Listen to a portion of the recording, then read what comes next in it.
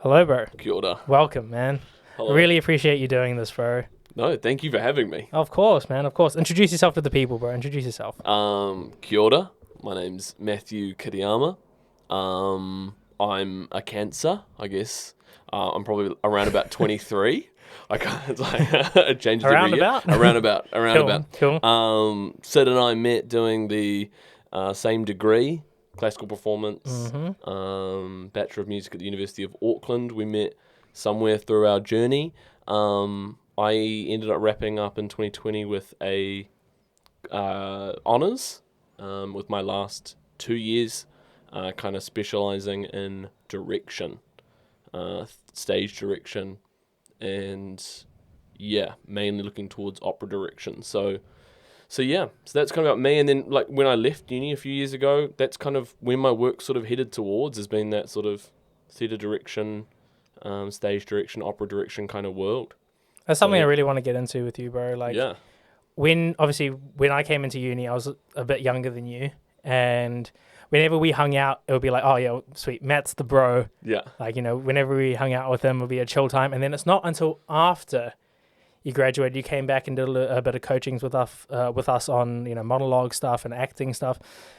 And I have it written in my notes here. It's like, you're a bit of an understated genius, bro. Like, Oh, no, don't say that. no. No. I'll explain why. Like, you just fly so under the you. radar. And it's not like I'm saying you walk around, you're stupid and stuff, but you're just so cool and so unassuming. And then I've had this conversation with people in my year group. Like, when we had those coachings with you, it's like something you just switched on. And I was like, whoa, I haven't ever experienced something like this before. And obviously you come into it with a completely different perspective because you were and are an actor, I guess an actor first and singer second. So tell me how you kind of, well, I guess started in that sphere and then developed into the music thing. Yeah. Look, I mean, thank you for that. Thank you for those compliments. I'm a terrible person at taking compliments, so I'm trying to do better at sort of. I'm bad too, bro. Yeah. Just sort of letting it, land on my face like egg. I don't really know where it began. Like I think we're all sort of a little bit of performers, and we kind of like dabble in it. But not to give you the full long-winded story, I kind of was a big sports person at high school. And then for, different reasons, injuries and like politics and stuff like that, I kind of shifted from playing sports 7 days a week to having like nothing. And my drama teacher, Rob Owens, kind of brought me in and said, you're actually quite good at this. And so I would have been about like 15 or 16. And from there wasn't really a drama thing at our school. So I got chucked into like semi-professional amateur theatre because there wasn't anything to offer at my school. There was a great drama program, and we had awesome like boys around it and stuff.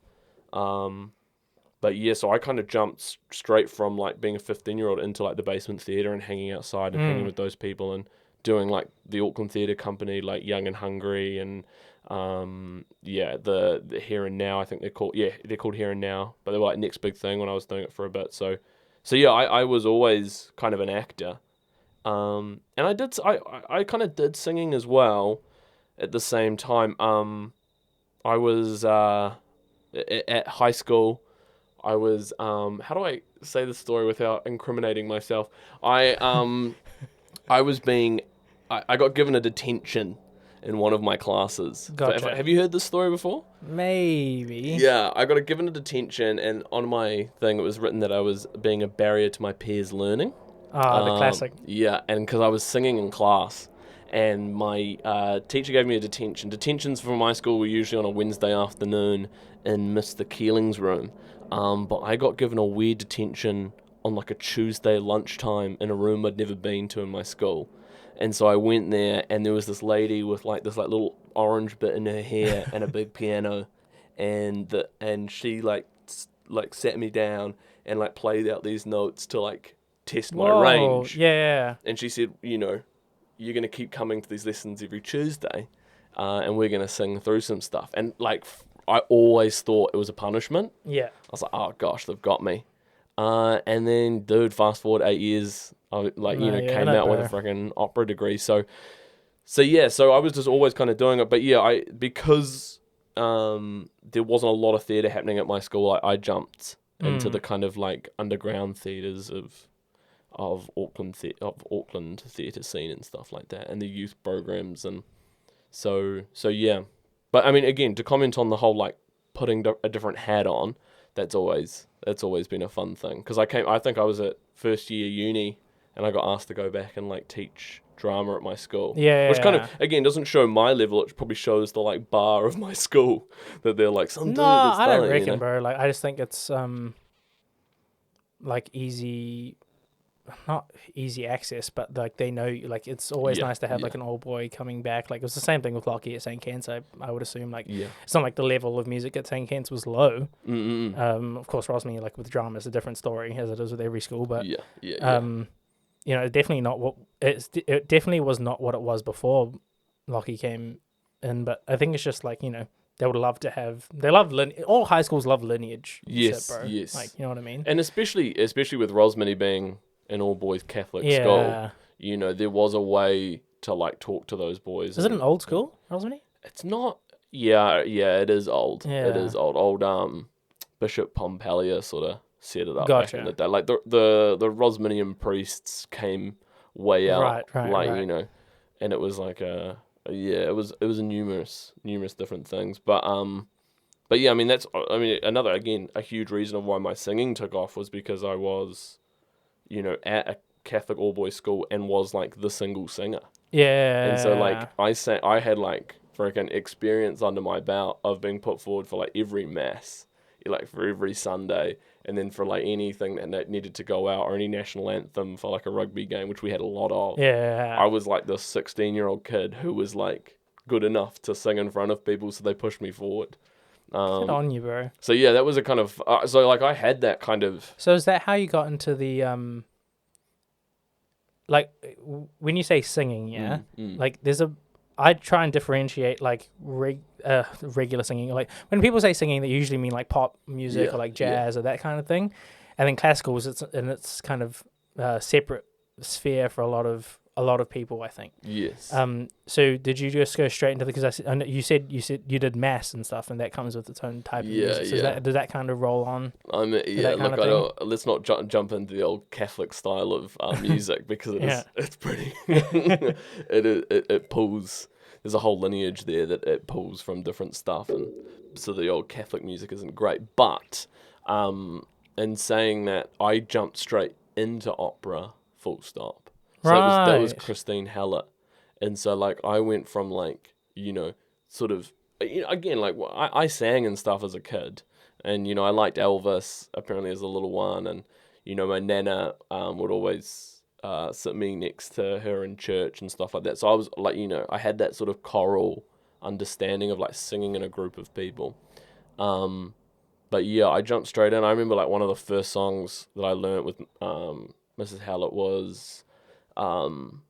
old Phantom of the Opera. Yeah, the classic. Time sharpens. Yeah, that one.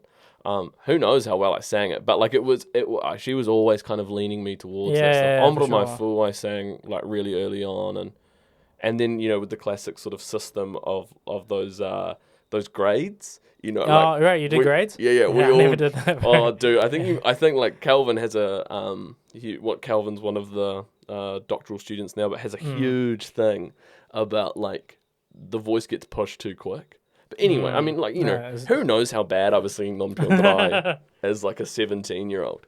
But I jumped straight into the old opera world quite quickly. And so then when you well, I guess, like, you know, with the acting thing, like you said, you were in it. Yeah, I was always doing acting. Yeah. You know, and then amateur theatre and stuff. So when you came to university, you didn't do the drama thing, because I guess you were already kind of... Or did you? No, yeah, I mean... Yeah. Or did you go straight to the music? Yeah, now that I think about it, from about the age of 16, I was in about 3 or 4 productions outside of school, like a year. And again, it was like they weren't professional or anything. They were just like sort of theatre-y, sort of, you know, youth stuff. They were very like there were a lot of tertiary level stuff. I remember being at like 17 and sitting there with a bunch of like toy grads, and they were like all auditioning for the same role. I was like, Yeah. oh shoot. But by about 18, I'd sort of, the old nepotism of it came in. I feel kind of dirty saying this because, like, drama schools, Toi Whakaare, NIDA, all of those big ones in Australia and stuff are amazing, and they benefit a lot of people. But for me, I kind of saw it as I had worked my way into those audition rooms, and I was sitting there alongside Toi Whakaare graduates, AUT graduates, and they all went around the room and they're like, I graduated here, and they'd turn to me and I go, oh, I'm still in year 13 of high school. And I just kind of had that in my brain. I mean, again, like, it's the exact same with, like, singing, like, the amount you learn at university is incomparable. But I just had that little realization that, like, I would go away for 3 years and then come back and be sitting in the same room with the same chance. I wouldn't be as skilled, I wouldn't be as good. A lot of my, like, in those early days, a lot of the, like, feedback I got from auditions was he's green, But I just had that kind of idea of, like, I can probably extend out and put more things to my bow because I'm already sitting in this room. And I'm going to continue to sit in the same room with the same connections for the next 3 years. And I did. Like, I happened to book main bills in year 13, and I was with ATC and stuff. And then they kept kind of coming because that green got away with the more that I did. I guess that green, like you just said, it offers you to more perspectives because you don't know. Yeah. And I think the one thing that's beneficial for people that are, like you said, green, like if you are receptive to information and, you can be receptive to everything and then kind of figure out if you want to work, if that works for you or if it doesn't and all that kind of thing, So yeah, for sure, I can completely understand that. But did you feel like maybe that you weren't as, like, not necessarily qualified, but because you were sitting around all these graduates and stuff, did you feel your work wasn't going to be good enough? No, look, I mean, I always had that confidence. So yes, I knew, like, looking back now, I know that my work was not good enough. And I know that the roles that I was going for were for people of, like, my age, and they wanted a teenage look, and they wanted to, you know what I mean? Like, I totally understand the business of it now. And I would have never gotten those roles. But, like, I had the confidence to sit there and be like, we all have the chance. That is an audition. You all have the lotto ticket. I mean, I could talk all day about auditions because I think people place in the theatre world, between theatre and film particularly, people place such a high pressure on themselves to, like, perform and do well in those rooms. And then they give such an amazing performance and they don't get it and they blame themselves. I think it's the wrong way. Like, if I'm casting a show about, your life or something, right? And I'm going through casting people. If I pull up, like, someone like Timothy Chalamet to play you, we have a problem, right? He may be the best performer in the room, but we're going to give it to, like, whoever looks like you. Yeah. Do you know what I mean? Like, it doesn't like, I mean, there's definitely a cosmetic aspect to this business.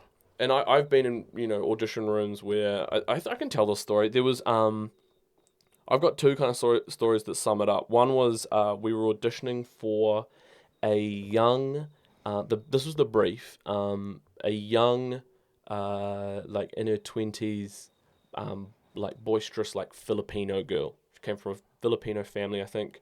They'd already cast the mum, who was Filipino, and I think they were looking at a couple of different options for the dad, who was going to be, like, a New Zealand Pākehā kind of guy. And this was, like, the setup and stuff. And so they said, we're looking for someone that would fit these two kind of parents, Filipino origin. And we went through, and there were, good performers and stuff like that, the same thing over and over. We get to the end of the day, towards the end, and this girl comes in, full afro hair, like, African descent and stuff like that. Gorgeous. She's, like, 6'2", and she gave this amazing performance. Best of the day. And we all sat there and we were like, wow, you're awesome. You're not going to get it, but you're awesome. Yeah. Because that was her agent's fault. that she didn't get the brief. But she was the best performer. If we were taking performance, she would have gotten it. But it came back to like the second or third best performer because she looked like the mum. Similar story with there was this KFC ad which my friend was doing, and it was I don't know if you saw it. It was like a KFC ad, and they sat in the booth, and they had like a watch, and they were like flicking the watch into someone's eye at the counter. Oh yeah, maybe. Yeah. This is a while back. I probably shouldn't be saying this, but it's okay. Doing the old watch at the counter, and then like the dude catches it in his eye, he turns around, it's his mates at the table. He's like, yeah. So the original brief was for it to be a couple sitting at the table, like a boyfriend-girlfriend situation. They see their friend. And my friend gave it to the producer, the person who was going to have the ultimate decision, or the director type thing. And she gave it in pairs. So like couple A, boy, girl. And he went, yeah, cool. Couple B, boy, girl. Right? And then he goes between couple B and C, the boy in group B and the girl in group C, as they're flicking, he goes, hey, stop. He goes, isn't that weird? They look like siblings. B and C, they look like siblings. That's quite cool. Isn't that funny that they, out of all these people we've seen, they could be brother and sister, and this ad could be a brother and sister sitting at that table. I like that, we're going to go with it. Wow. And it was like, boom. All of this work for like casting couples was out the window because of just that one moment of the order in which she put it in. Well, I guess it's like one of those freak subjective things where like if you had another director, they probably wouldn't have even clocked it or... Absolutely. And at that moment, like he hadn't even seen one of those people's performances. Yeah. He didn't even care. You know, he just turns around and goes like that, boom. You know. So to say, he probably looked, know, I'm discounting it a little bit, but like, they probably would have gone through and looked at it all and gone through its due course. But like, it's just that little thing of like, you shouldn't beat yourself up for an audition that you didn't get. You should go in there, absolutely nail it, put everything out there, and then leave it. And so coming all the way back, like I had that confidence to know, like, I've got a shot if I'm sitting in this room with these grads. Doesn't matter what they've done, I'm here because I know the producer, because I know the director and stuff. I think it's the mindset a lot of people like don't naturally have. Yeah. I think they're just stressed out about like, oh, I hope I don't fuck up this audition. You know what I mean? Like, yeah. But not to like, swear about it. That is genuinely the thought. Like, I do not want to, mess this up or whatever. But I think just the thought, because I personally never thought about that before an audition. I guess, to be fair, a lot of my auditions have never been like public things. You know what I mean? But even like competitions and stuff, you could use the same thing. Like, absolutely. Everyone's got the same chance to win X amount of money, and I think that's a really great mindset. I've never even thought of that. Honestly, it's just I was saying it to one of our colleagues the other day of like, if we take you for example, if I'm auditioning you for a choir, right? And you audition and you give the best performance in the world. Problem is, I've already got 5 tenors and no basses. I'm looking for a bass. Yeah. You know what I mean? And those 5 guys are like people I went to uni with. Like, Sid, I love you. I'll call you around for the next one. But like, you're not getting in. That doesn't. And then you would go home and be like, gosh, darn it, that high note, and I knew the dotted rhythm, right? And so that's why I'm a huge believer in the easy way around that is just to give feedback. Just to give feedback to people. Do you think that happens enough?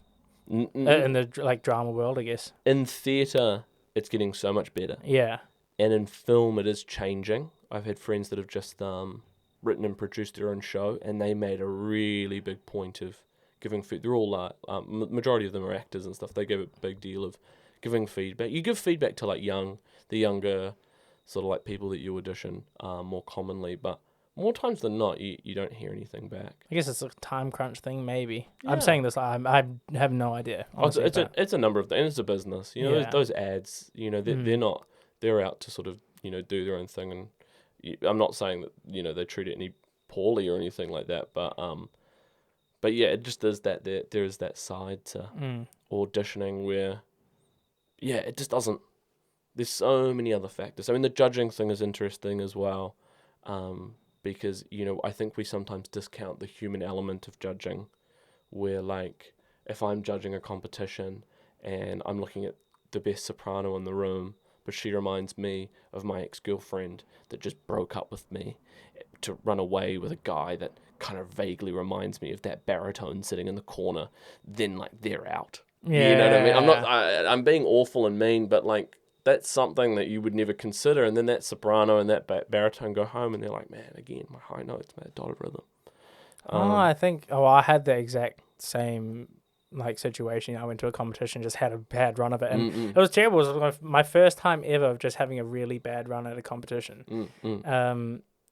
And I was like, fuck, am I singing like crap right now? You know what I mean? And I was like, I feel good, but like I'm just not getting the response that I'm getting. And the people that got into the finals, and they're all great singers, and they all deserve it. I'm not saying that there was anything like that.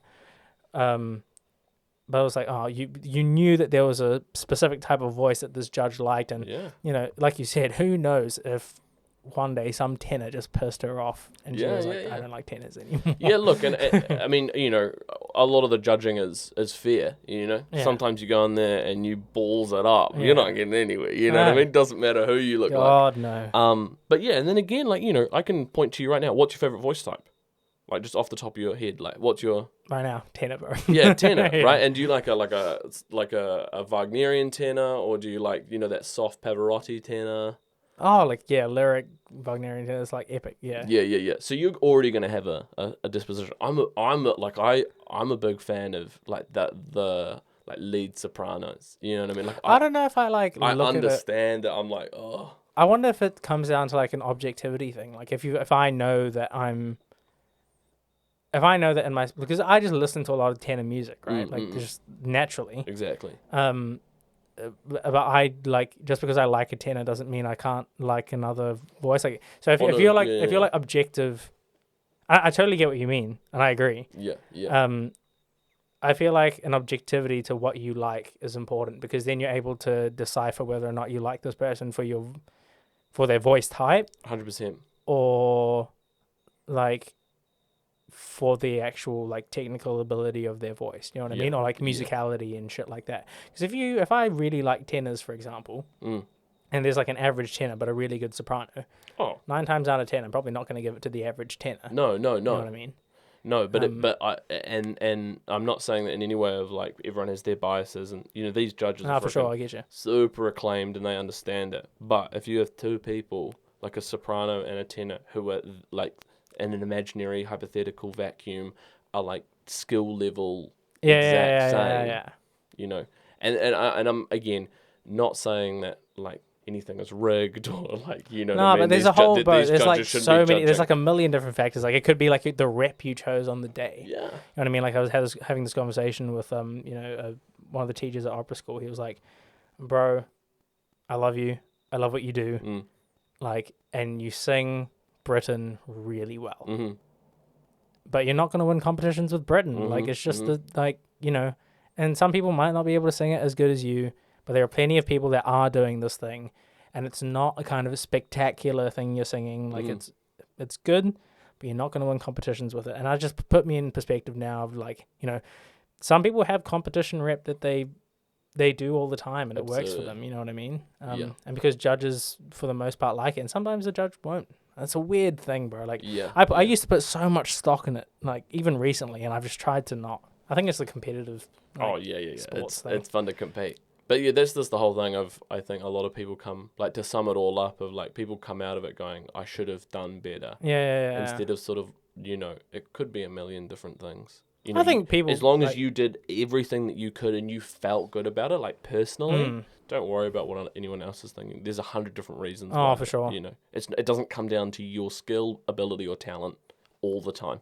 Yeah, I think if your personal opinion of how you sang is coming from somebody else that isn't like a teacher that hears you sing every week or every day kind of thing, and just they've based this, and you've based your entire view of yourself as a singer based off of this like 1-3 minute piece that you've sung, and the judge that said something to you, it's a bit problematic. But if you're objective with yourself and how you view your singing, it's like, actually maybe this passaggio note didn't feel as free kind of thing, you know what I mean? then I guess it's a healthier way to look at it. Yeah. Rather than just like, oh, this judge said I didn't sing well. Yeah, yeah. And And I they think don't know. You I might think just had that's a bad day. I think that's what we're all aiming for Mm. is to be able to like sing and critique ourselves honestly, and be able to critique It's a it. fine On the line. I was fly. talking about it with Te Horere Mm. last week. Like, it's a super fine line to walk of like being critical of yourself and then just being hard on yourself. Yeah, yeah. And I fall on that line all the time, bro. Like, Yeah, yeah. oh yeah, I feel like I'm super objective about how I about my singing and stuff, but I fall down the line all the time of just like, no, this one note isn't free enough. Yeah. And because of that, I'm never going to make it as a tenor. Like, it just spirals, snowballs. Yeah, yeah. I'm sure I'm not the only one, Oh but gosh, no. When I'm singing, I'm the same. yeah. But yeah, I mean, which sounds contradictory to what I've just said, but like, yeah, I'm very hard. Everyone on myself. has those moments, man. Yeah, yeah. How was that for you though? Like, coming into the university, and I guess with your year group, who did you have? Was it Nasser, Tash? Were they your year group or a year older? No, wait, I'm only a year above you, I think. So I had a weird year. I had Emmeline, Larissa, T. Oh, Obviously. okay. So you are only a year above me. Yeah, Okay. My bad. So yeah. So what was the question coming back to? So like coming back to the music thing, like obviously with your acting experience, and you did I had the Emily's. I had the two Emily's. Yeah, that's right. So you are a year above me. Yeah. And you obviously did grades. So what grade were you before you went to? I got to grade 8, I think.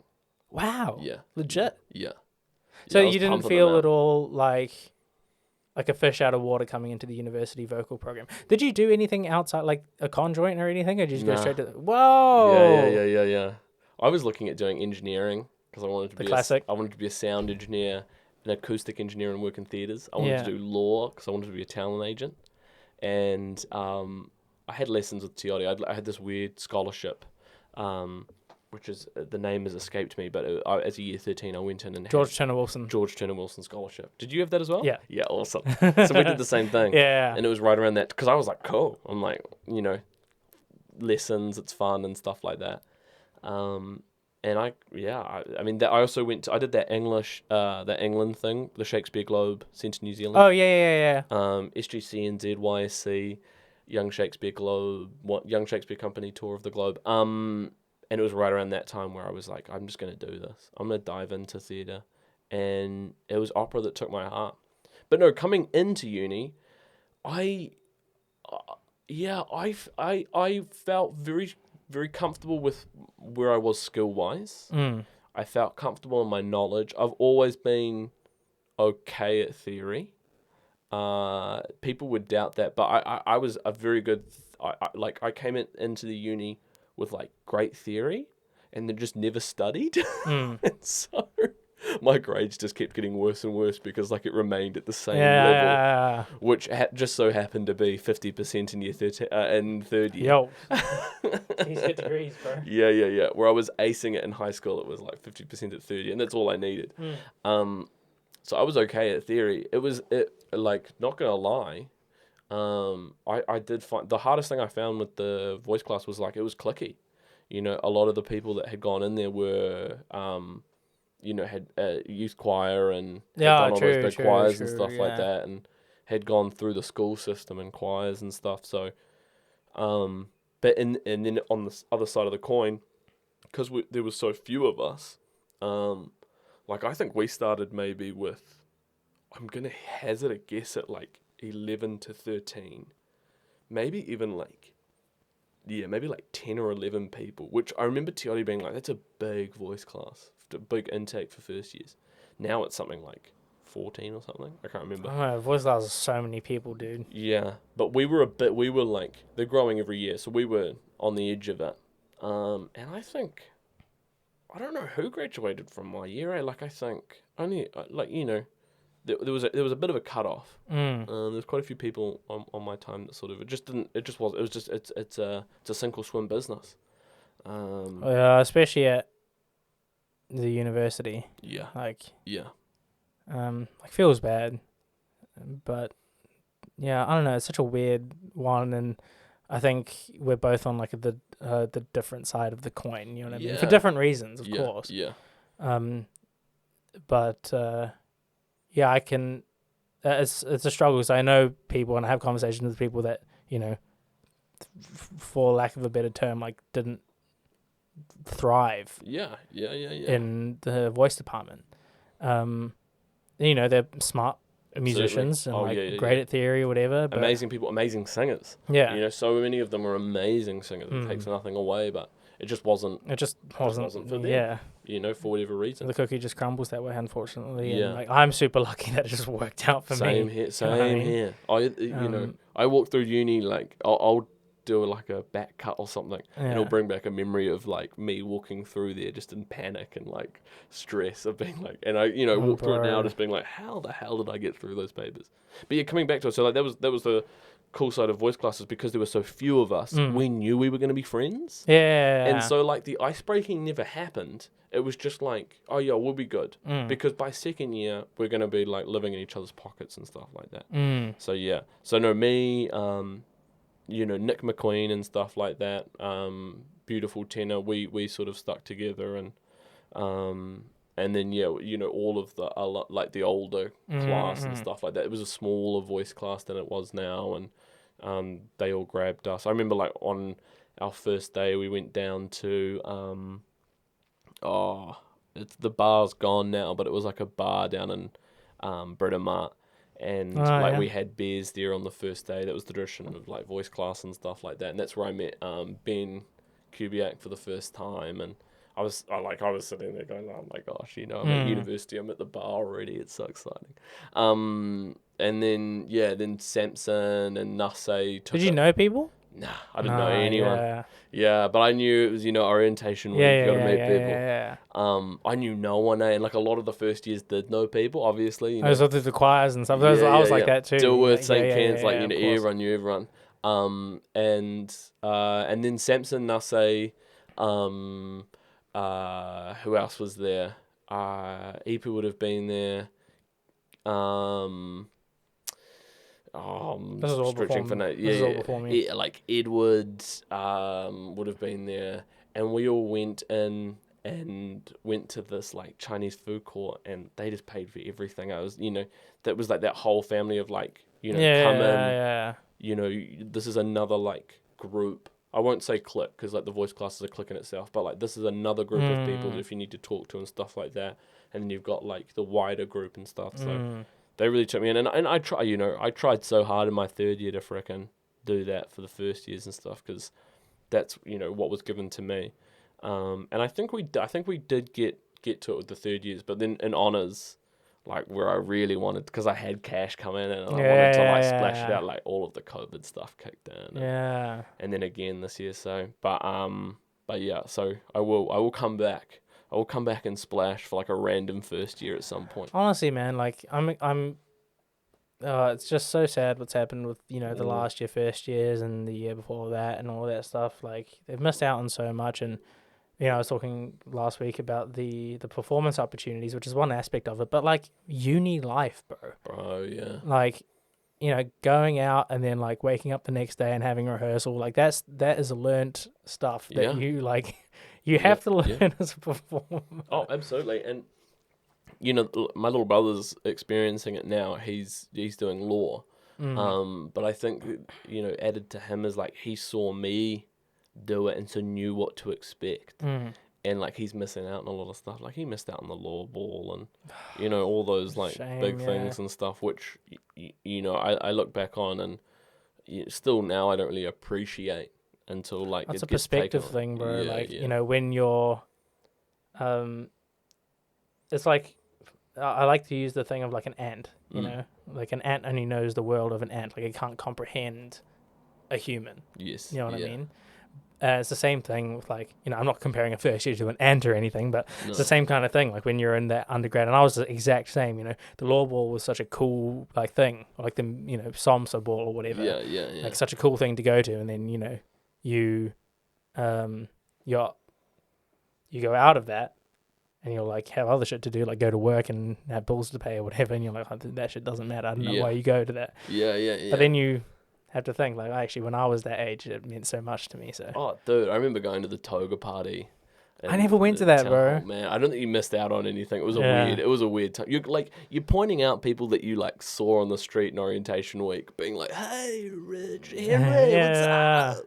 I don't know why I never went to. I don't think I went to any O Week stuff, bro. Like, Dude, best O Week thing ever was Marshmallow did Party in the Park. what? Bro, right on the cusp before he was huge, and he came out, Marshmallow, like, did a full performance. It was me and my mate Bev's, like, favorite DJ from high school, and he was suddenly at uni, and we were at uni, and we just lost it. That's crazy that they brought him in for an O Week. Yeah, bro, I was with T, I was with old Emily as well, like, freaking we were up against the bar, and it was awesome. That's crazy. That was a highlight. That's good, an absolute highlight. I remember, I think my first, because I never went to any Party in the Park stuff. I just went to, I think the last one was Party in the Spark, and that was like the last one before like COVID. Yeah. I think we had just come out of lockdown or whatever, or we were just going into lockdown or something crazy like that, like the first one. Like semester had just started or whatever. And I was like, yeah, I guess just totally not for me. Yeah. I was like, you got to experience it to know. Yeah, absolutely. Yeah, bro. And that's the thing. Like, a lot of the younger generation don't know what they don't like. Yeah. Because they haven't had the opportunity to experience it or grow from it. Yeah. Like, bro, you and I both know, like, we have had some nights out and you're waking up the next morning and we've had, like, opera scenes rehearsal, whatever, and you're like, I shouldn't have gone out last night. Or, like, shouldn't have drunk that much last night. Oh, mate, look, yeah. Whatever it was. I don't think it's story time just yet. No. But you get, yeah, bro. I think I can tell the story, but because it wasn't that bad. But I came back from, in 2019, I went over to New York, and I came back, and on that transit back, there was a huge thunderstorm that like ripped through the States and postponed all of our flights by 3 days. That was just recently. No, this is in 2019. These big thunderstorms. That happens quite a fair bit. Yeah. But we got stuck. I got stuck in Houston, and then I got stuck again in San Francisco. And I'd planned it I remember perfectly. this. Yeah. And I arrived back that morning, so jet lagged. I'd spent 2 nights sleeping in airports. And I got back that morning and had St. Matthew's rehearsals at 12. That's right. I was trying to think of what we had to do. Yeah. Oh, that is so right. And I'm like, and I've already missed the Sits probe because I'm like sitting in some airport on the other side of the world, and I'm like lying on the like bench pew while like everyone else is singing, and then Tiotti comes over and shakes me. I get up, do the whole Don Giovanni thing, and then like lie back down.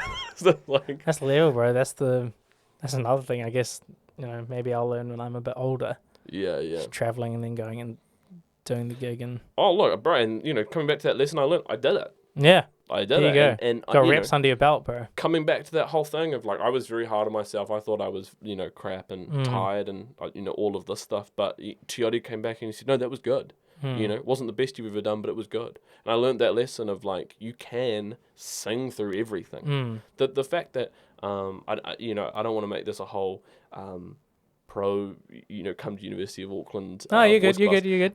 But like having to sing on that schedule for like whatever week on a Monday, like if you're sick, when you can't be sick anymore. Do you remember those days?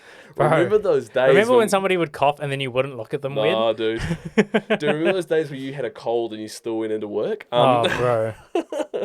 But yeah, like singing sick, like, oh, I've got a sore throat. Nah, sing through it, late nights, like you said, or, freaking life stuff gets in the way a lot of the time, and having to do that, either it be freaking like a partner breaking up with you or them taking away our libraries, like all that shit, things. bro. Like, yeah, we were singing one day and there was like Hare Krishnas rolling by and protests rolling by through the classic. thing, and I'm like pushing through to get to voice class.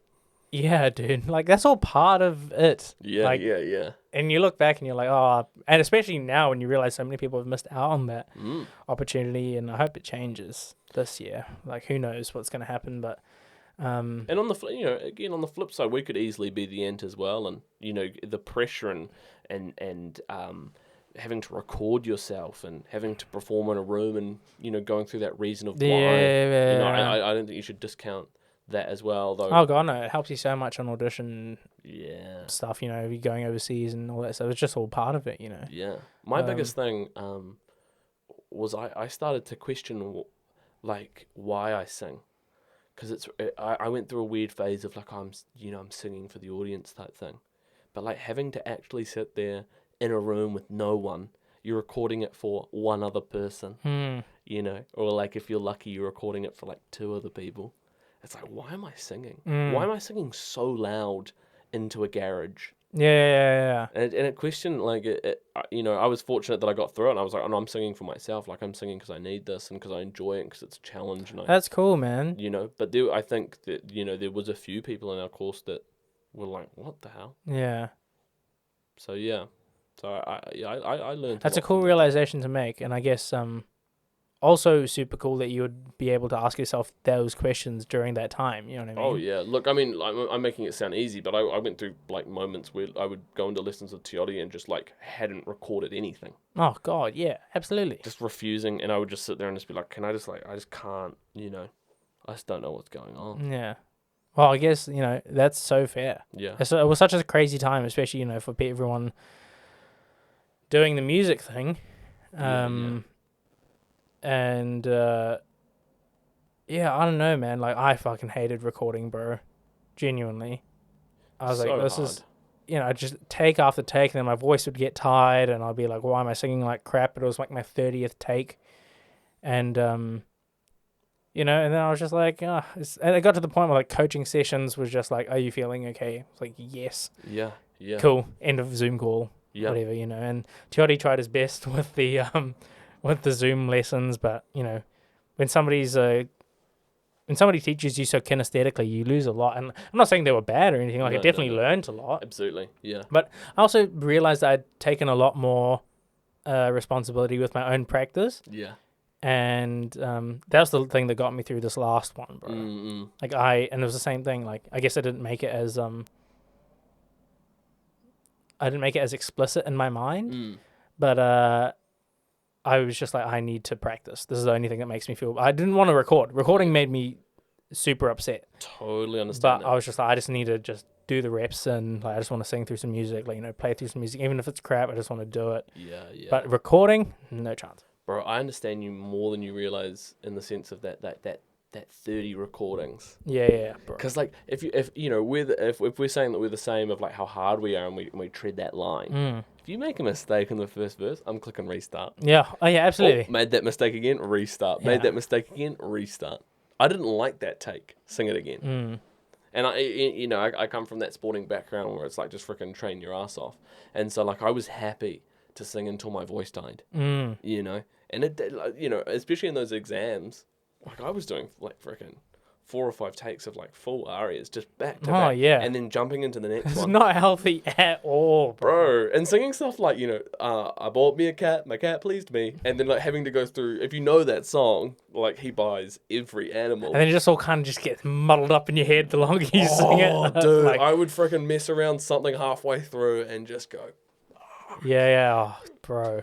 I don't know if you've seen this, bro. There's a video of us doing the Did you do theory in lockdown at all, or did you pass that? No, I'd passed that. Bro. Yeah. There's a video of us lockdown. doing oh, it's funny, I'll have to send it to you, bro. There's a video of our theory cohort in third year doing the oral tests. Yeah. And so they Alex King, shout out Alex, man, best class rep ever. Yeah. He was our class rep for all of our theory classes. Yeah. And Dude, yeah. bro, he was just like, send me your outtakes Yeah. of your theory and I'll edit it into this video. Bro, 10 out of 10 video. It was crack up. I was like, this is exactly what we needed during this time. Absolutely. To feel like, I think we got so insular as well, and to feel like you're going through it all the same. And did you realize, going back into, after coming out of that kind of stuff and going back into more collaborative things, you just get tired. What was your thought? What was your experience of coming back and doing collaboration things? We did Butterfly Lovers together. Like, honestly, bro, like the timeline's so blurred. When in lockdown, how far? I remember it was during it. Yeah. But how deep in it were we? You were... Was it 2019? 20... Oh, sorry, not 2019. 2020 it would have been. It was 2020. Yeah. I can't really remember it either, but it was that little brief 2 weeks that we popped out. Yeah. No, I remember doing it. Yeah. I remember we were doing it together. So that was probably the moment where we like went back to normality, because we were still in the elimination phase. So we had like eliminated it, well, you know, for a little bit, and then we went back in. But yeah, it was like a 4 week gap there where we chucked in a 2 week sort of workshop. But that was the first time I went back to collaborating and like in a room with people, and it was all normal and stuff. It kind of just slipped back in. I don't know. I felt very comfortable sort of jumping back in. Yeah. That's good. Yeah, it's super different. Like I think. Yeah. But again, I was more administration, and I wasn't having to like actually like use the instrument, or the gift as I call it, like use my gift for like long periods of time and sort of put it through its fitness again. Do you think your personality types help with that? Like, obviously you're an extroverted person. Yeah. And I felt like I've become a little more introverted post-lockdown. Like, I started getting tired a little bit. Yeah. Not necessarily with the singing thing. I think that just happened. Yeah. And, like, doing the actual work, I slipped in a Yeah. little bit more. But then I've, like, forgot how to have conversations with people, like that kind of thing. Yes. Like, yeah. I definitely felt it after this one. Yeah. This one was a little bit different. Yeah. For us Aucklanders, the old Centurion. 3 month. Yeah, the old Centurion a bit was a bit hard. Yeah. I didn't find it. I mean, I'm probably being a little bit coy if I said I didn't find it hard, but I found myself almost externally sort of looking at the conversations I was having. Oh, yes. Yeah. I totally get what you mean. Yeah. Absolutely. And it's a weird thing, eh? It's just that little thing. But then again, I I thank PlayStation, because I was on every night talking to my mates and playing PlayStation and stuff like that. So the conversation's a little bit, but definitely in person, it is. It's we're so social, and then suddenly you take that away, and who are you comfortable with and stuff like that. I feel like, for the majority of people, if they were locked down with people that they know, it's very easy to be like sort of talking and social to them, but then you step outside and it's like different people again, and for sure. So no, I totally feel you. Yeah. I totally feel you. Hey, so we've been at uni now. Yeah. And you've done your honours, and now we're kind of getting into, you're being brought back for, helping us with our monologues, for opera scenes auditions and stuff like that. And I guess now the directing thing as well. So tell me more about that, bro. Like, how did you even get into that kind of thing? Was it just word of mouth, or were you always interested in kind of going more down that route in opera the more you developed in the degree? Yeah, I mean, I guess it probably coming all the way back to that first question you asked of like when I was doing uni, I was teaching at Rosmini, and I ended up sort of spearheading the idea of starting what we called like an academy, an extracurriculum, sort of Rosmini Academy of Performing Arts. Because Rosmini is an all-boys school, if we made it extracurriculum and after school, we could bring in Carmel College, we had girls from Westlake Girls, and later on we had kids from Takapuna Grammar coming in, and we would run these after school sessions, and with our goal it was 2 terms, and with our goal to be a staged production. Yeah. And so I was directing and writing pieces of work for this little collective of kids. And at the time it was directed by Margaret Mary Hollins, who is a huge tutor at Massive, and in her own right is an amazing performer, actor, and director. And so we were running those sessions, and I was writing because if you're unaware in the theatre world, it's very hard to find a play for 30 people where everyone gets a line or a substantial role that their parents can be like, that's my child. Yeah, I get you. And so I ended up just writing it for these kids, and I really enjoyed that, and then would direct, because I was one of the tutors in the room, would end up like, helping direct these pieces and stuff. And so over those years, my role got bigger and bigger with that school, of like coming in as an assistant director on like a musical, to being a writer for one of the productions, to like being a writer-director. That round about third year, I was like, man, this is actually what I want to do. I really love my singing, I've got nothing against it, but like I get so much more out of working with these kids and directing and like building someone up and giving them the confidence or crafting something that they feel good about. And I mean, it seeds all the way. I've got many stories which make so much sense to me now, of like where someone was like working on a piece and I helped them, and I was like, man, this is awesome. Until about third year, where I got offered a assistant directing role at Auckland Theatre Company on Astro Man, as a retainer sort of thing with Te Pou Theatre. They were collaborating with ATC at the time, and I got pulled in as an assistant director there, and I was in a professional room, like with actual responsibilities, and shout out Tainui, like he treated me like an assistant director. And so what did that involve? So theatre and opera assistant directing are two different things. Theatre is very much like, I would say they have a lot more directing jobs. So it is basically you become this, and then again it's completely different for film. In theatre, you become this kind of like secondary mind to the director, so that you're making sure everything flows. And the bigger the production, the more the stage manager has to spread out across it. So if you're directing something and you don't have an assistant director, you rely on the stage manager to sort of keep everything going. But it becomes this kind of like, you're monitoring everything, you're making sure that directors got everything that they need. If a actor has a question which is a little bit more internal, then you're straight there, you're helping it, you're fielding it. Anything that drops, you catch and throw it back up and stuff like that. And then in theatre, oftentimes, like an assistant director will be given a little bit to direct, or like they'll direct the chorus or something like that. Like they will actually get something a little bit more tangible and there. But they are often a soundboard. They sit there, they take notes. And then this kind of overlaps, but very much more in opera directing, heading that direction. You take notes for what the actors need. Yeah. So you're writing down like, this character needs this prop at this time. Okay, the blood bag didn't work. Can we work that out? And then you give that to the stage manager. The stage manager gives that to costuming. You can kind of be that person as well. So that is theatre directing.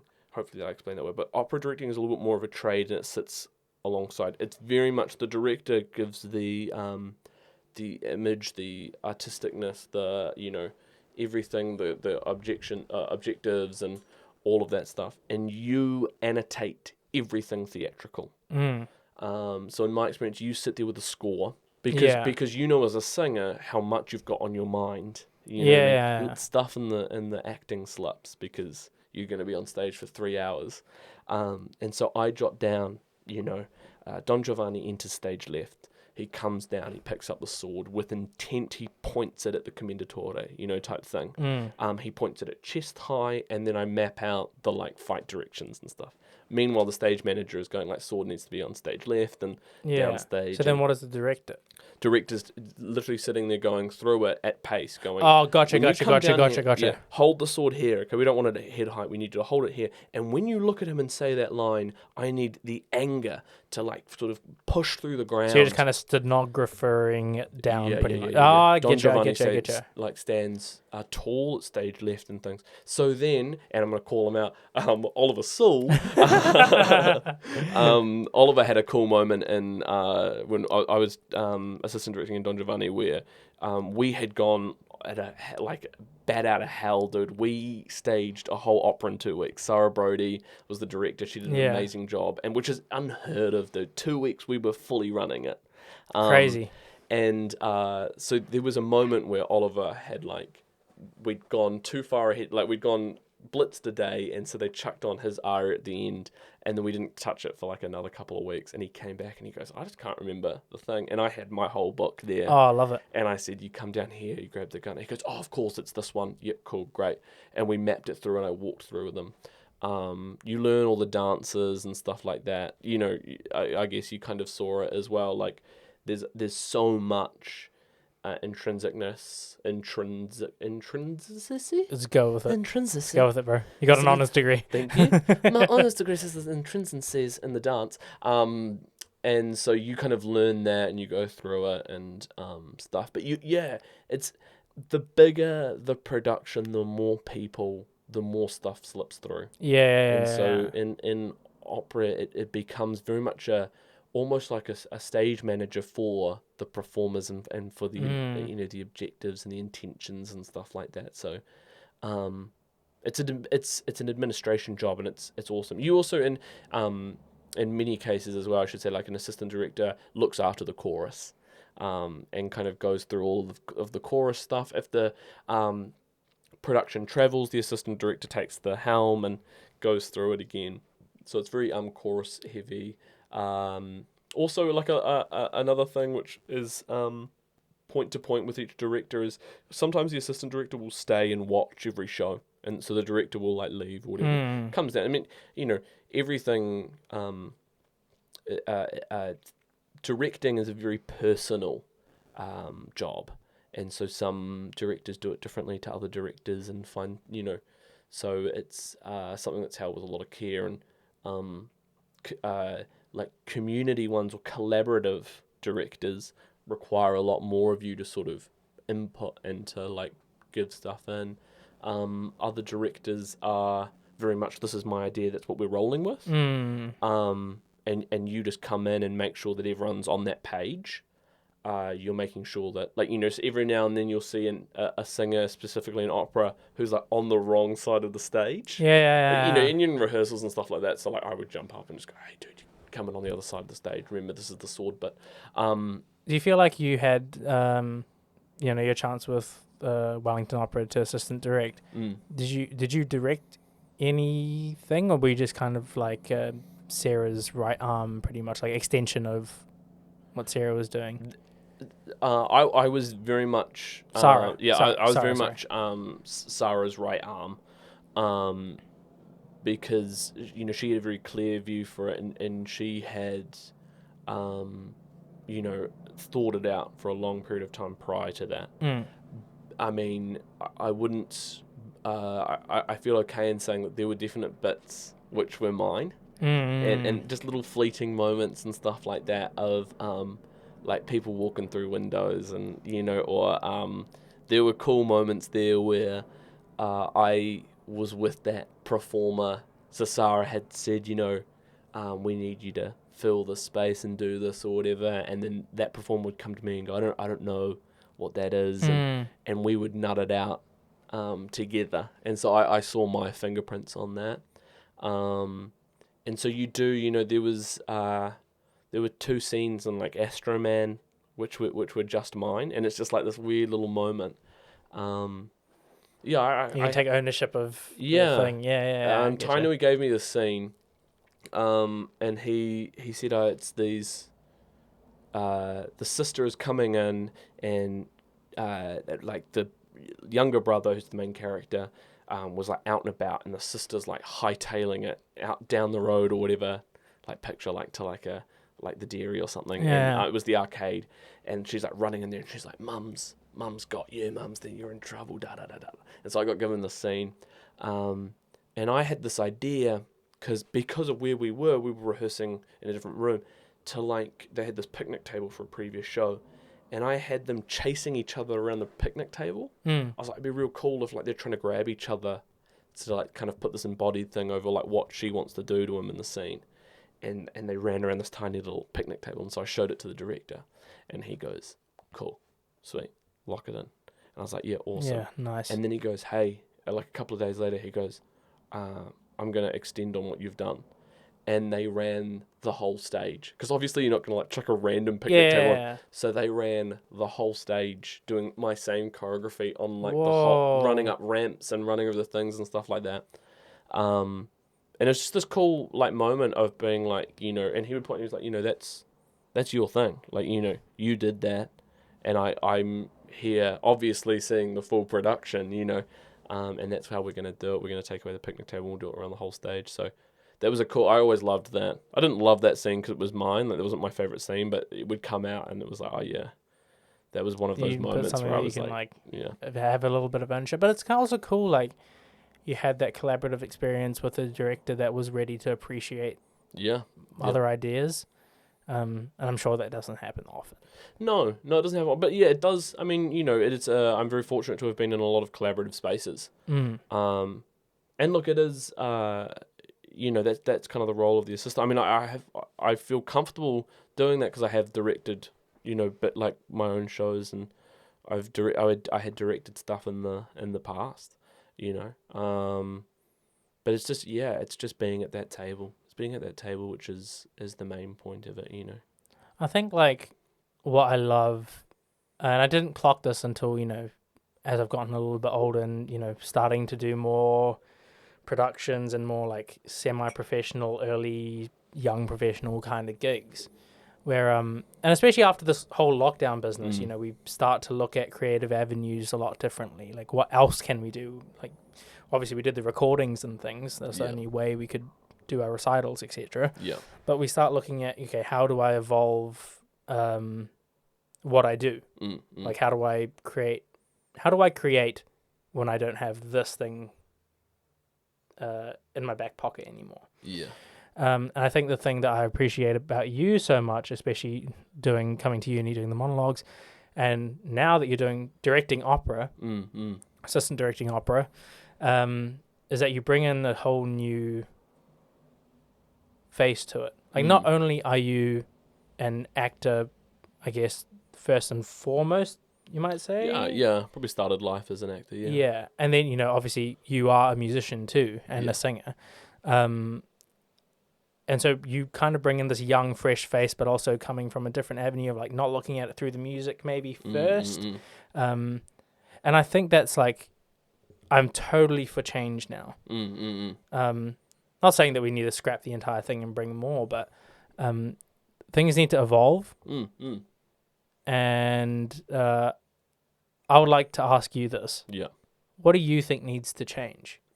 Because your perspective on that would be so different to mine, because I came up with the music first and foremost, you know? Yeah. And you come in such a different light. Yeah. I mean, just to comment on what you're saying there of, you know, I believe that a good director can come at it and because I understand the voice.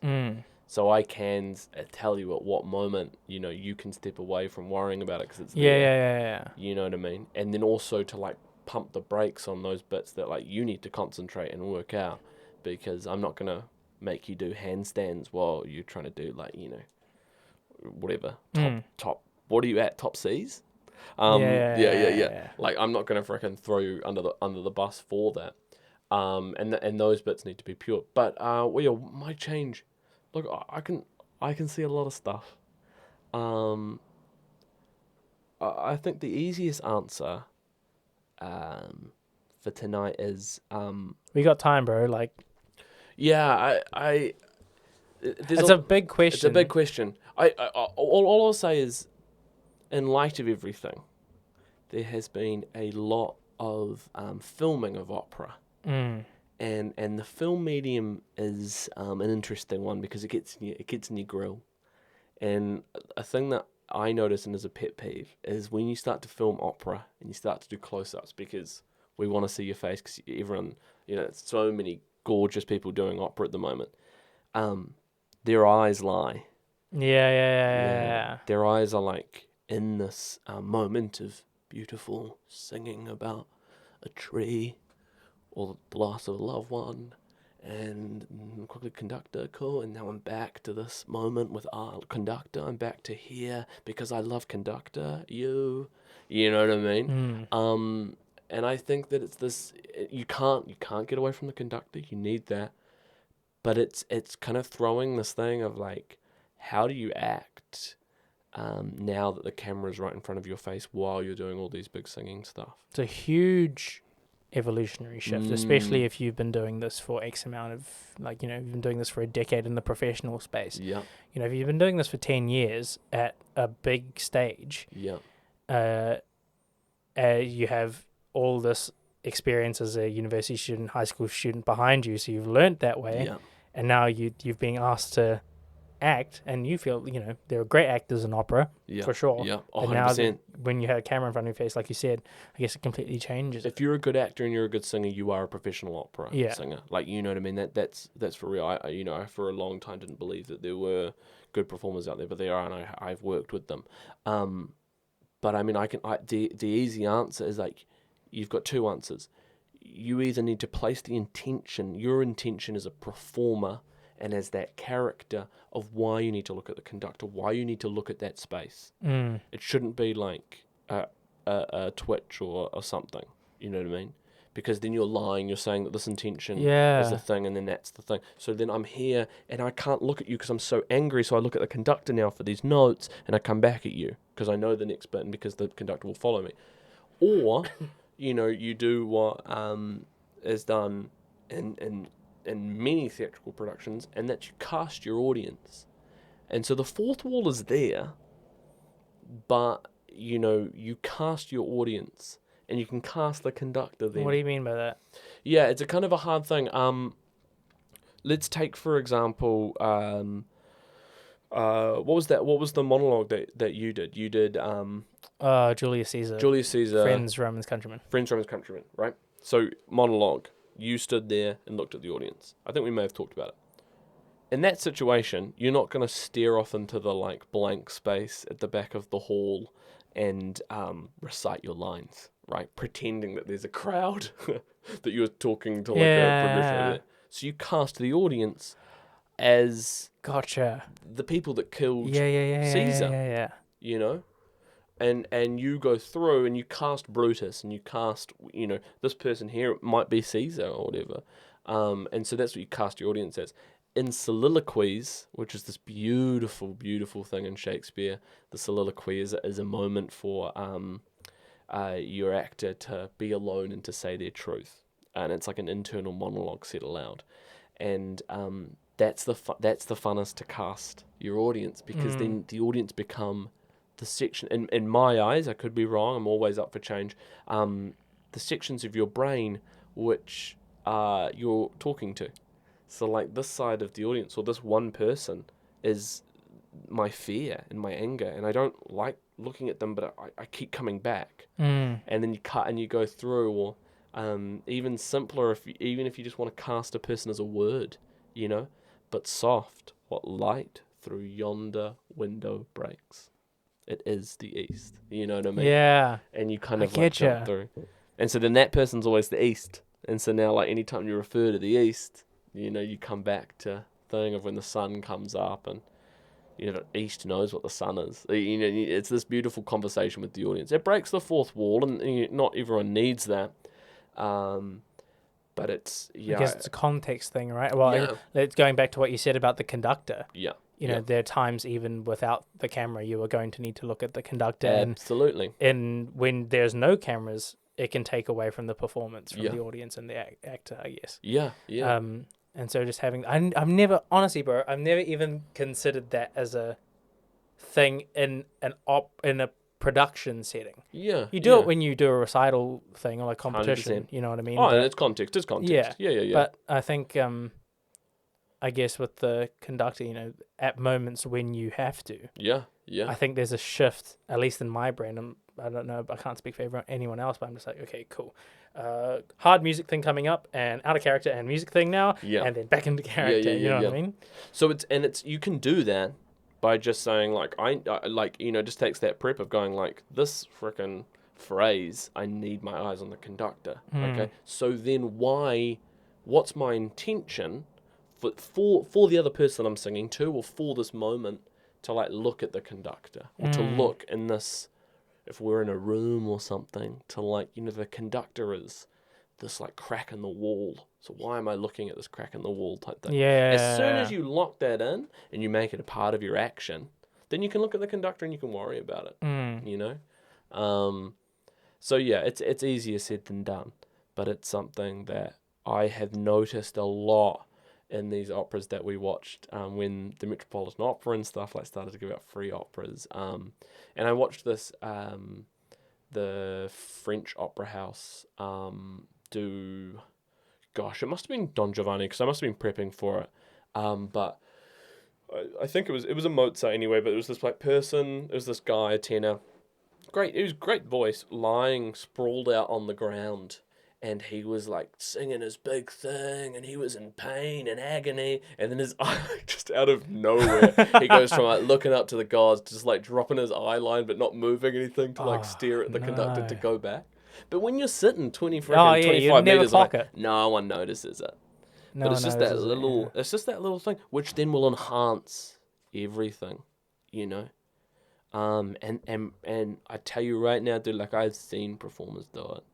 I've worked with performers who like just like easily grabbing the conductor. So like every look comes with this purpose. And look, then that comes into coming through. Oh look, I've got many stuff, dude. I think I'll just touch on something. Like I truly believe that every singer, everyone that wants to be an opera, I do believe that that's you can be a great aria singer and stuff like that, and you might not want to be in operas and stuff. If you want to be an opera, you should read what Stanislavski wrote about opera singers, because he's an asshole to them. Yeah. He's a real, like, he just reckons that like opera singers have the easiest job in the world when it comes to performing and stuff like that, because everything's written for you. You don't have to do anything. And he goes, and it's absolutely barbaric that they choose to do less than that. And it's like, and he is quite harsh with them. And I don't think you should take, Stanislavski has been morphed over the years into this American idea of meta acting and becoming freaking that person for like a period of time and stuff. But yeah, what he says about opera singers is very interesting. I think there's been a development in singing, and it's happened over a while. And I think music theatre's had a lot to play with it, actually. Like, I think audiences now will forgive things like cracking or not great intonation and things like that. Of course, if it's horrendous, then they will care. But they will allow for risks. Yeah. If there's intention behind it. Yes. So if you're really feeling something in the moment and the voice does something that's not used to doing and it does something weird, and it might not come out musically what's on the page, you might crack or something weird happens.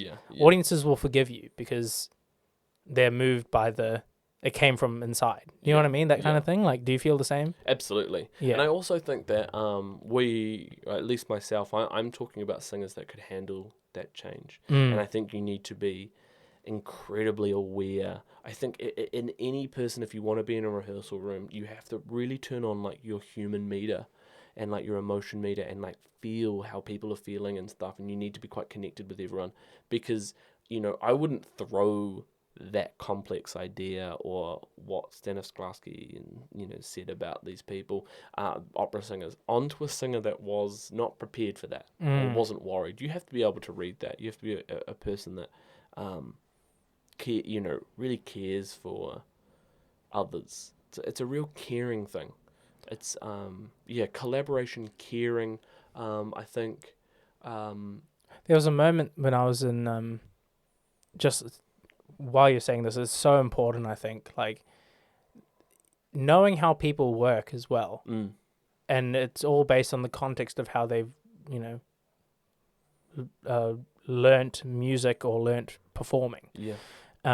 I was doing my year 13 production, and it was like early stages, like our first rehearsal type thing, and me and a friend of mine were singing our little bit, and it's hard music. It was Les Mis or something, and it was Les Mis, and it was hard music because I was Valjean.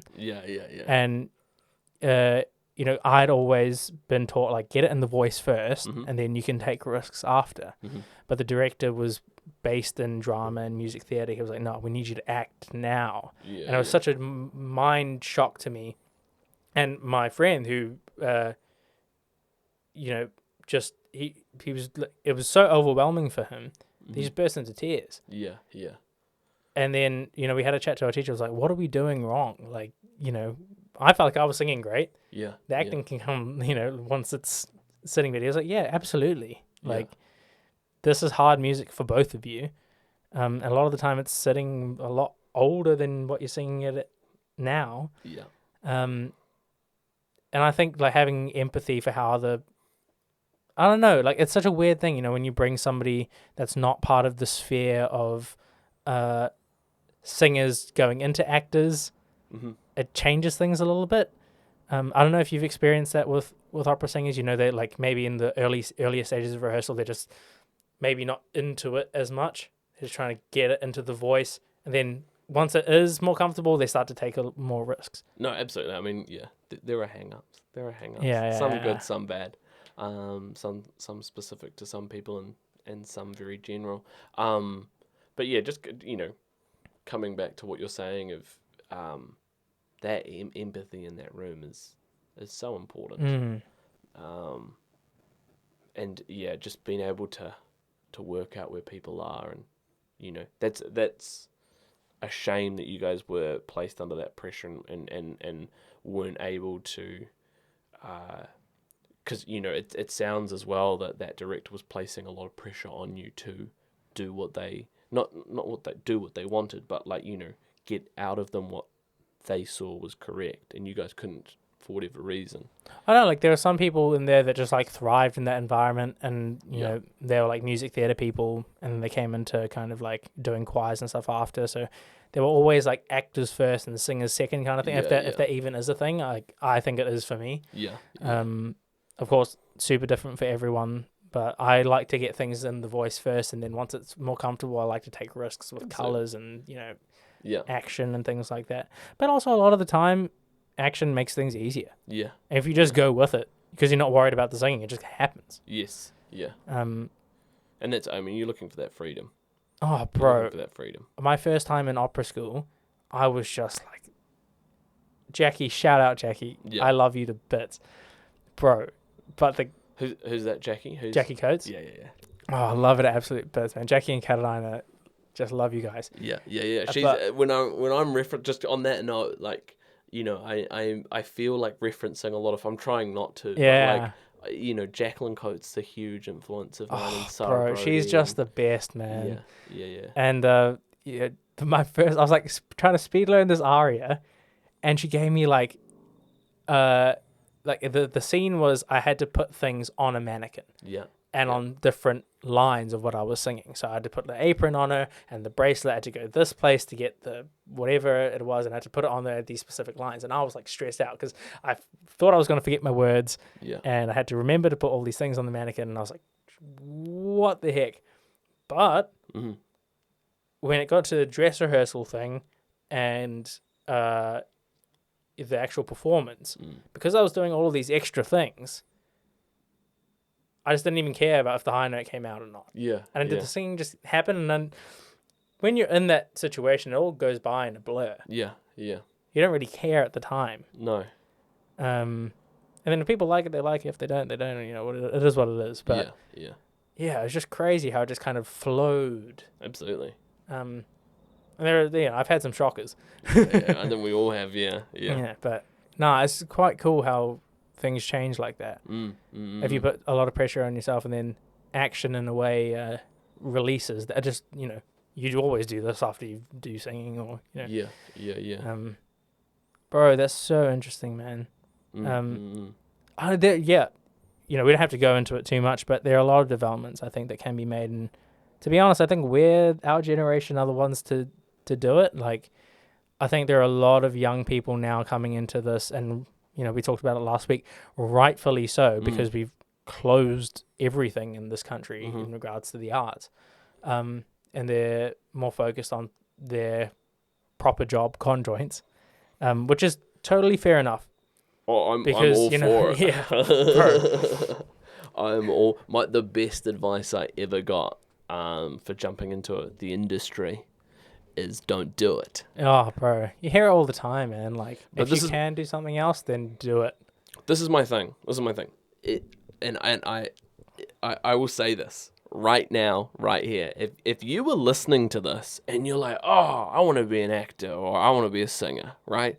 Listen to someone that's doing it, and you promise. I want 3 seconds of silence afterwards. Okay? Yeah, cool. Come. Do not do it. Do not do it. Hopefully, I broke your mic. Yeah. Do not do it. Get out of it now. Cancel it. 3 seconds silence. Calm. Cool. Push back. If you're still here, if you're still listening to this, and if you've just sat through that silence and gone, nah, stuff this person, whoever they are, Yeah. stuff this Matt dude, right, I'm going to do it, then you're right here. You're in the zone. There you go. What has happened? Did I lose the visual? Hold on. 1 sec. Not a problem. All right, let's do this again. I don't know how hard that's going to be to edit, but...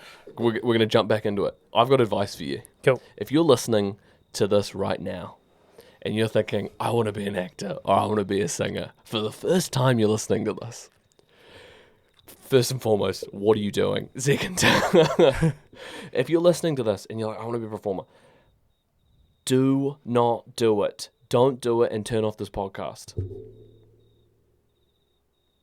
If you're still here, you've just passed the first test, because you've got to get used to hearing no, no, no, no, no. If you go for if you do 7 things, whatever, you're going to hear 8 no's. 100%. You need that that inner confidence, bro. that little ego that we're talking about. Of like, I do a crap performance, I don't worry about this. You know, you need just that little ego to just be like, no, I am doing it. And hopefully you listen to me and we're like, whoever this Matt dude is, he sucks, because I know that I'm the best. And you need that. It was the best advice I got. Bro, I think for me, the important thing was coming to the realization that I can't say anything without this. I think everyone has their thing. Mm-hmm. I don't think a lot of people find it. Mm-hmm. And what I mean by everyone has their thing is everyone has... If you do law and you feel like you are saying what you need to with your life and your purpose, yeah, then totally go for it. If you day trade stocks and you're making a bunch of money, hell yeah, and you feel like that is fulfilling you and you are doing what you need to do to make you happy, then by all means do it. Yeah. Buy that stock. By all means, buy more stock. Absolutely. And Buy hold. Buy that AMC, dude. Diamond hands. Bro, it's... and, you know, I had a bunch of things musically, again, talking about it in previous podcasts, like, I had a bunch of music things that were going well for me, and then I came to the realization, like, second year uni, I was like, I can't do this. Yeah. Like, it's not... nothing's, like, happening inside. Yeah. And, you know, it's the same thing with law. And, you know, we know a bunch of smart people where they could go into other avenues of proper jobs. Yeah. Quote unquote. You know what I mean? But everyone sticks with this. Yeah. Because once you have that thing of, you know, this is what I'm actually saying something. Yeah. Not explicitly, but I don't know. It's just a weird, like, woo-woo kind of thing. But I feel that, bro. Like, no, I don't think you have to explain it as well. Like, I know exactly what if you're a singer and watching this, you know what we're talking about. You know. Yeah. Yeah, there's something about it. There is something. And also, like, I'm sure you've felt it because you're a singer too. Like, the kinesthetic feeling of singing when it's right is phenomenal. Oh yeah. I don't want to repeat so much that we talked about prior, but, you know, everyone has a different perspective on this, and yeah, I don't know. It's just it's totally a weird business to get into, and if you're not invested, and I don't know, if you're just not like emotionally invested in it, yeah, and you're kind of worried about like the clout too much, then maybe it's not for you, and maybe you're chasing something else. But like if the music comes first and you're a vessel for the music, Yeah. and you're also if you allow the music to be, at least for me, like I allow the music to be a vessel for my emotions, and like I said last week, it just vomits out when I sing. Yeah. Then it becomes something a little bit more tangible for people. 100%. I guess. I don't know. Yeah. I could in 2 years it might change. Yeah, I know. 2 months it might change. In 2 months you might just be clout hungry. Right, in 2 months, yeah. Once my crypto portfolio goes through the roof. Yeah, suddenly bank trading makes you happy. Nah, bro, but it's the same thing of why I started this podcast. There was a hole. Yeah. And props to you, dude. It's cool. Yeah, I mean, I'm sure there's a whole bunch of stuff, especially with the acting thing. Are you still involved with that Hell yeah. stuff? Yeah. Hell yeah. How's that going? Yeah, God, I got some stuff rolling at the moment I can't really talk about. But yeah, it is rolling. That's good. Rolling. That's good. So, do you think your perspective as, we talked a lot about your perspective as an actor in the opera world. Yeah. How's the opera world affected your actor stuff? Oh, crazy amount. Too much. I mean, yeah. I don't know how much time we've got, but yeah, it's the biggest difference that I can see is my preparation has gone through the roof. My ability to prepare, my ability to take so much care with the words and with the text and the performance, and like my pedagogy has gone through the roof. You know what I mean? I rock up, like even theatrically, I rock up warmed up. I rock up vocally warmed up. Physically, I rock up with my lines learnt. I'm across the whole thing. You know, I'm not saying that great actors do that. Great actors do that all the time, but I'm very staunch on my preparation, and also just again, like we talked earlier about that ability to like just perform when anything's going on, be it life or be it like your health or anything like that, just to be able to get through that. I think like teaching, I teach actors to sing, as a day job, and I come in and teach you guys to act sometimes. And the process almost is like mirror images of how it starts, like in the sense of and I don't want to be rude in this. I'm not saying one is better than the other, but like when I came in to do monologues with you guys, I was also taking a monologue class at South Seas with a bunch of actors, and like the biggest difference was where you guys started. So the actors spent weeks. None of them had memorized any of their words, nothing, right? They were like just pushing through all of this stuff. We've all been there with exams and like learning that line. Easily. But they were doing that like for real. They had 2 weeks to learn it or whatever they were learning it the night before. A lot of you guys came in with like it like memorized, like some people came in memorized, highlighted, prepped, knew where it came from, who the character was, what play, what stanza, where all of this stuff highlighted, like just little things like that. Yeah. But then what happened, right, was that the actors wrote on instinct. And because they were young actors and, their pedagogy and their skill was a little bit different, like they accelerated because they took an offer and they ran with it. And I like that. I like when someone's bold and confident. And so they, at the very last moment, exponentially grew, where you guys sort of like started at a very high level and then kind of maintained that, and then it wasn't until the performance that there was like a little bit of a lift. So yeah, the preparation and like just because again I felt like we went through, I didn't go through a lot with you guys, but that kind of preparation and understanding and fermenting took a lot more time, and you guys really wanted to understand the text and why we were doing stuff, and you were both on equal parts comparable on what level you ended up at, but it was just an interesting kind of process to see that kind of. I'd love to draw a chart or something. I think this is really interesting, and it really brings back to what we were talking about at the beginning, about your experience of, I'm not saying that these actors at South Seas were green in their acting ability. Of course not, but No, but they were, when you you know, the aren't first years they were as new. Yeah. oh yeah, but like when you aren't as I guess prepped for something, and you haven't done your homework and you haven't done your paperwork, and you're more you end up being a little bit more subconsciously, I guess, receptive to the information. Yeah. Then yeah, I guess you'll experience that that growth a lot more. Yeah. Yeah. And there's a reason for the singers doing their homework. Like that's what we're taught. Have to have your translations, Absolutely. IPA, etc. Yeah. So it's just natural for us. Yeah, It's really interesting yeah, though. I Like, mean, you came in with your Shakespearean text, and then like a casual English text next to it. You'd done your translation for your Shakespeare. Some of these kids hadn't even looked up words in the opening line. But that's our life. Like on the flip side, as an actor, like if I've got an audition, I'll get it 2 nights before. I don't have time to like learn it inside and out. You don't often, if you're doing an audition, you don't often get the whole script. you think there's like a risk to that though, like from the actor's perspective of like doing something in 2 weeks, like even though they did, grow exponentially in a short period of time. Yeah. Is there always a risk of like, it might not? No, look, I mean, and if you're a good actor, you grow very quickly and then keep growing up. You know what I mean? As in, like, you do your you do the stuff. Yeah, it's. I don't think there is a worry with it. It's just the way that it rolls. This happens. Yeah. Just the way it is. Yeah. You get into production week, like you're firing on. Everything's learned.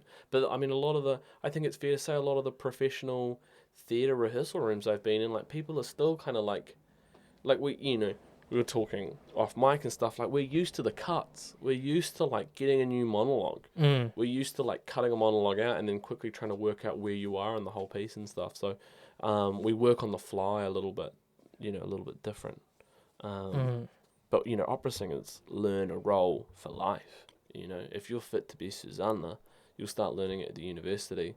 And then you might understudy Susanna when you're like 24, 25, and then you'll be 27.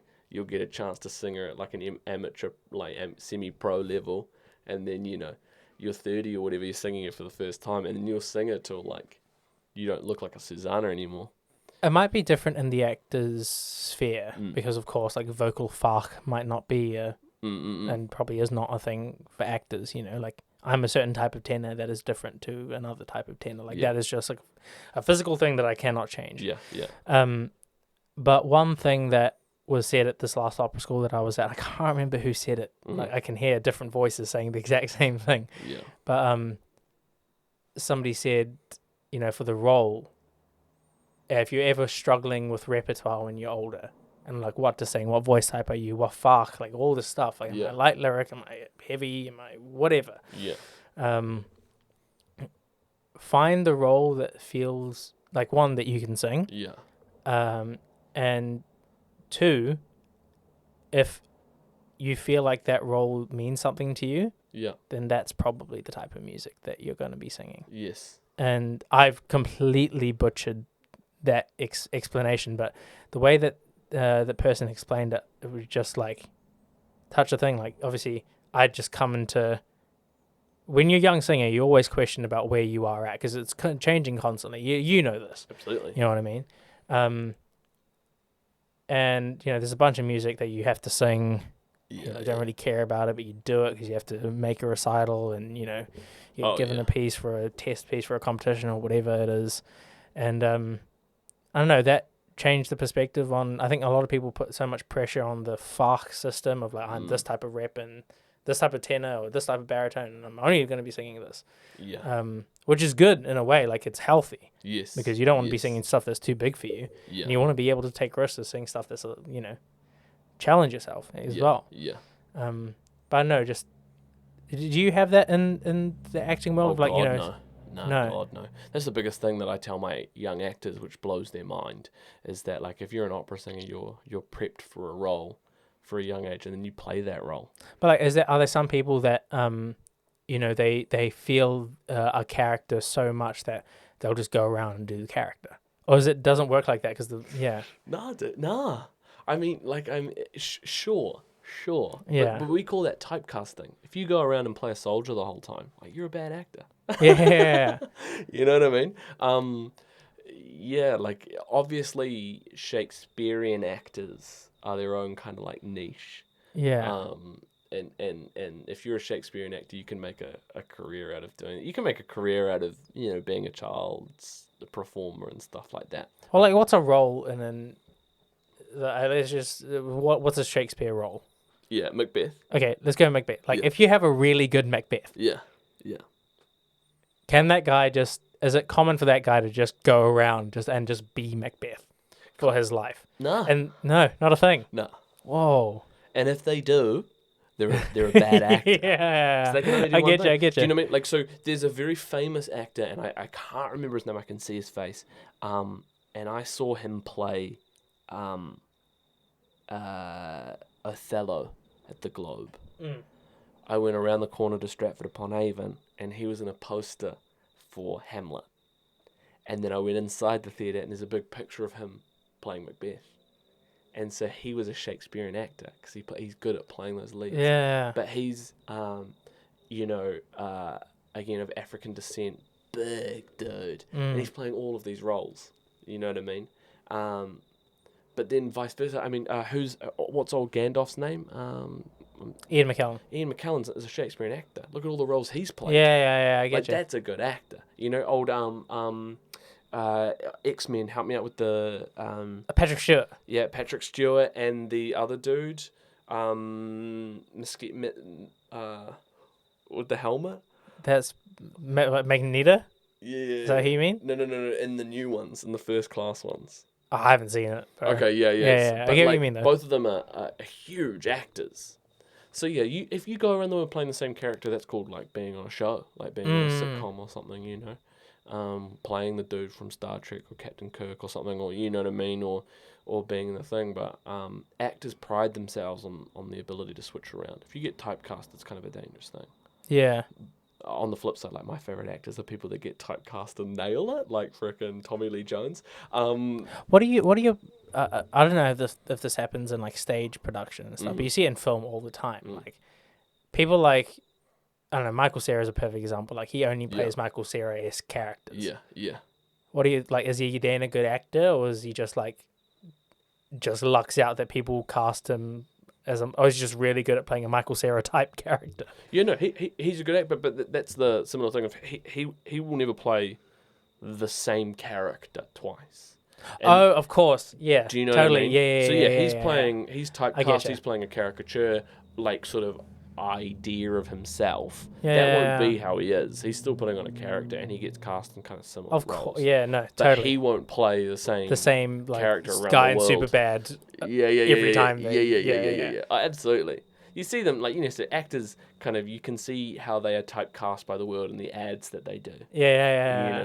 That's kind of like, if you watch the Super Bowl ads, like how those actors are portrayed in those ads are kind of how we see them. Like Idris Elba is always some dude like climbing up a mountain. You know what I mean? Like, it's just that kind of thing. So, but yeah, like Adam Driver is one of my favorite actors. Prides himself on his diversity of role. Cillian Murphy prides himself on that, like, expanding out and separating. As he should. So he went from before Peaky Blinders. He was playing it's called like Planet on or Person from Mars, Planet on Mars, which is this incredibly feminine character who like lives in their own like makeshift world. And he goes from playing this like tiny little very feminine character who's like wearing these beautiful dresses to frickin' Thomas Shelby. That's an actor. But yeah, that's not, I mean, again, nothing against those typecasts and stuff. Again, like I said, Tommy Lee Jones is my favourite actor of all time because he plays himself everywhere and absolutely nails it. Yeah. Same with The Rock, I guess. Like, bro, he's smashing it. Like, The Rock's in everything. bro, just super jacked. Yeah. The characters he plays are super jacked. It's like, just He super freaking great that he's introduced super the jacked. Super Bowl. He introduced the Super Bowl. I was playing with him on Fortnite. Like, dude's everywhere. Insane, bro. He's like a new DC character. Rock Johnson's for real. He's got his own TV. A bunch of my mates. That guy's are got bread, bro. Dude, a bunch of my mates are in his TV show in Australia. Like, it's awesome. There's a TV show in Australia? Life of Rock.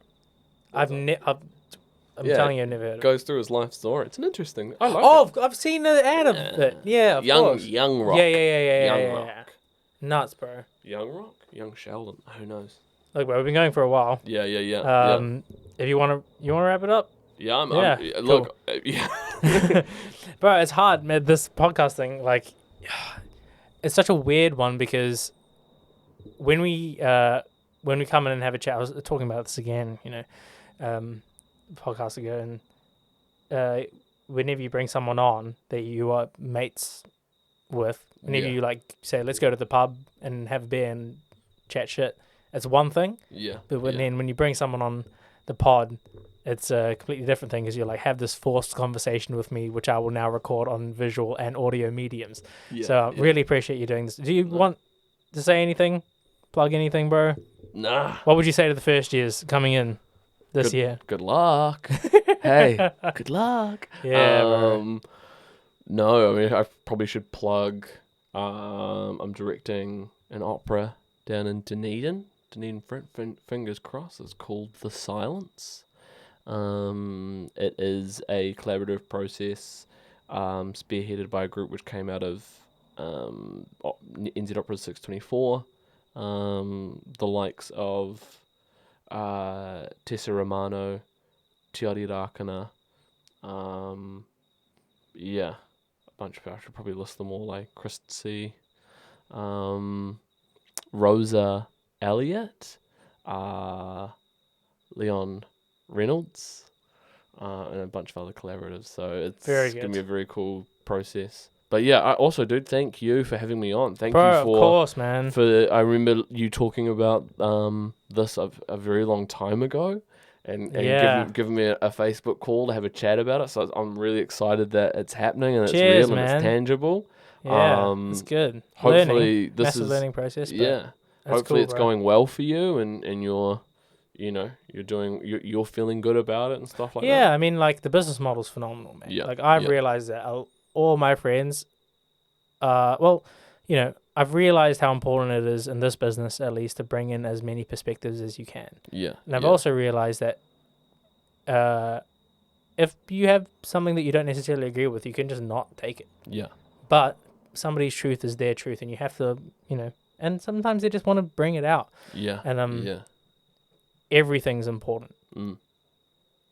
And it might not be important to you, but it's important to somebody else. Oh, yeah. Yeah. You know what I mean? So that's kind of how I got the ball rolling. And not to take up too much more time, but bro, I hate interviews, bro. Yeah. I hate like 30-second clips of like you ask this huge question and we're talking about this at the thing. Yeah. And I hate being asked a huge question. You don't get to elaborate on how you feel, and you don't get to say, this thing is this is what I mean by And with this format, you can do that. Yeah. Somebody asks you what is X, and it's a huge thing that means so many things to so many different people. You want to explain why it means this to you. Yeah, and you give so much room to explain, and you're a great interviewer and stuff like that. Yeah, and I also realize all my friends are smarter than me, so this is the platform, and I can take credit for everything brilliant that they say. There you go.